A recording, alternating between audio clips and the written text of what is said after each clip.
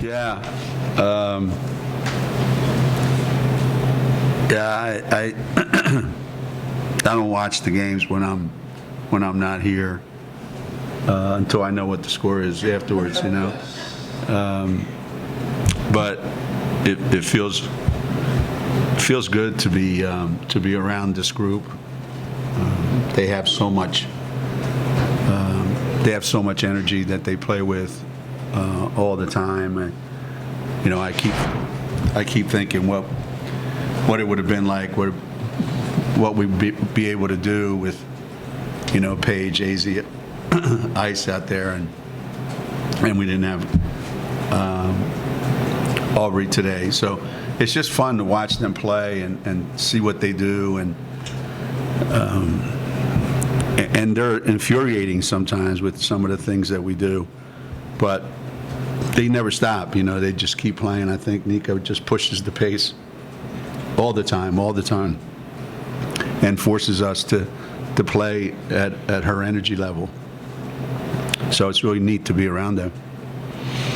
Obviously, on paper, the inside advantage was to you, but it seemed like, you know, Dorka and Leah and Caroline had a lot of impact on the perimeter defensively. How did you feel like they did bringing rhythm and just making those looks tough enough to throw them off? Yeah, we tried to change defenses a couple times.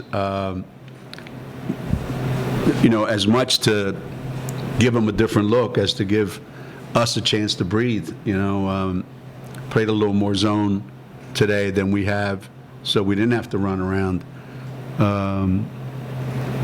But they take it to heart. You know, we said we have to rebound the ball great tonight, and we did, and we said we had to offensive rebound the ball tonight, and we did. So, you know, it's easy to just come out here and shoot threes and, you know, shoot jump shots, and that's all well and good when you have a team that can do all that and lacks, you know, what we have in the lane. So for us not to do what we tried to do tonight would be, you know, would have been a huge mistake. I mean, you over doubled Creighton in terms of rebounding production. Can you talk about how that impacted the game? Well, when a team shoots as many threes as Creighton does, believe it or not, rebounding is really hard because the ball ends up flying everywhere, and you have to really be quick to the ball. So we knew the ball was going to be flying all over the place, and we felt like if we could control a lot of those and not give Creighton any more opportunities, and we were looking for stretches about 4 or 5 minutes where we could get stops, and that would lead to buckets down the other end. And I think that's what happened in the second quarter. You know, they missed a lot of shots. We rebounded all of them, and we got into our transition game.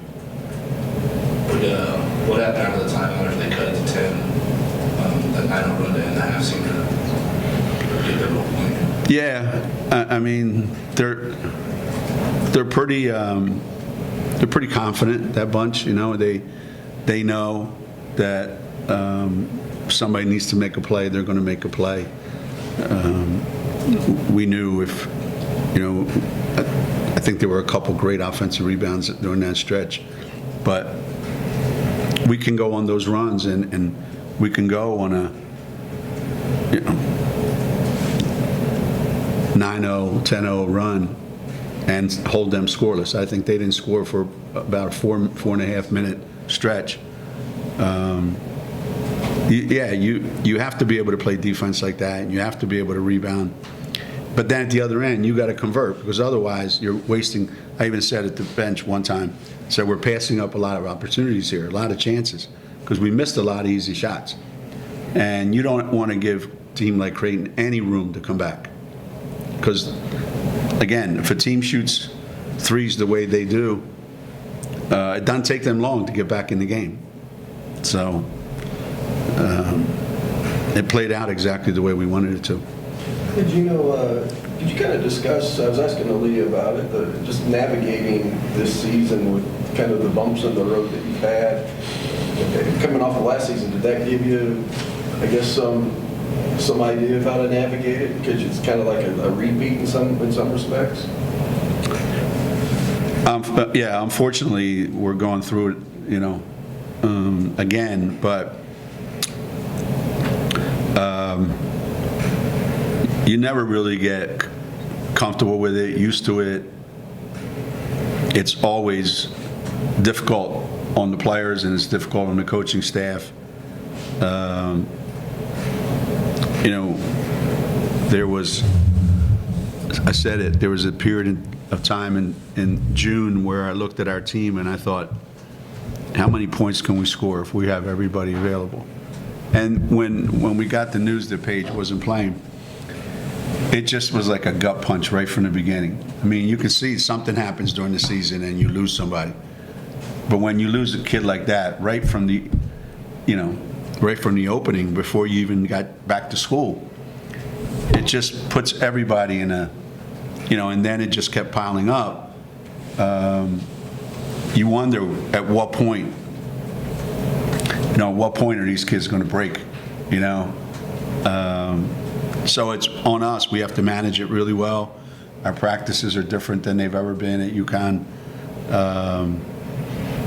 And we got pretty tough kids.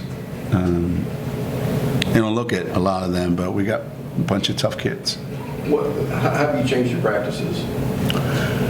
Well, you have to, obviously you have to stay at practice long enough to get done what you have to get done. But when you can't go up and down as much, and when you're trying to limit how much time they're on their feet, it really does cut into, are you going to be as prepared? And maybe you're not going to be as prepared. But right now, I think us being as prepared as we want to be is kind of secondary to us staying healthy, until AZ gets back and, Amari gets back, so we can have some semblance of, a decent rotation, which we don't have right now. Right now, our rotation is kind of choppy, but yeah, we've had to change a lot of things, and I don't know what we shot from the floor today. Anybody know? 44. Yeah.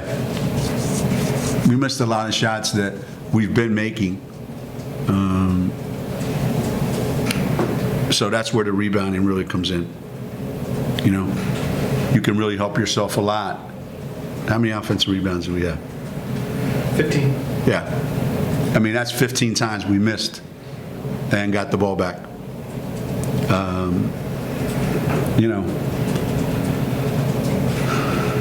You gotta, today's world, man, you gotta score points. If you can't score, you can't win. Coach, as high as the bar is to be a great UConn post player, Aaliyah really seems to be getting into that level.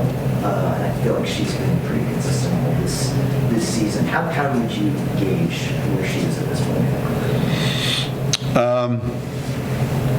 I think her impact has been greater than it's been. We talk about this all the time in our meetings. As much as we've coached some of the best guards ever to play, our success a lot of times, most of the time, has been due to the fact that you've got a post player, a inside threat that you can count on every night.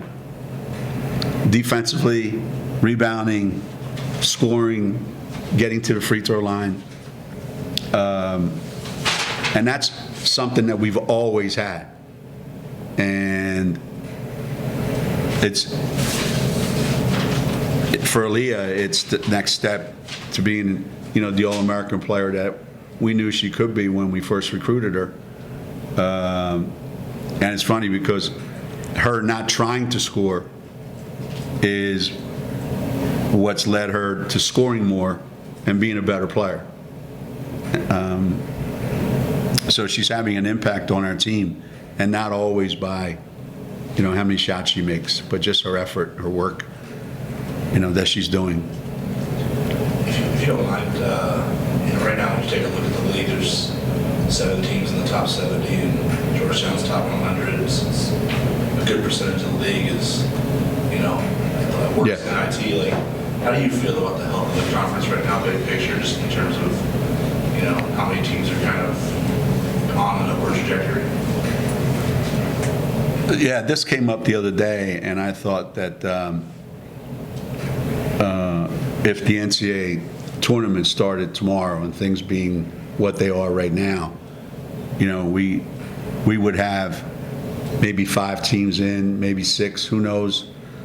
But what happens is those 4, 5, and 6, they have to play each other.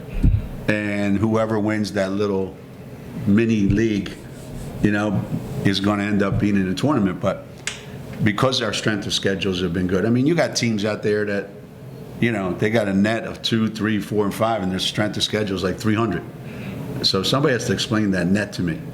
Because if that's how you do it, I'm going to start playing really bad teams.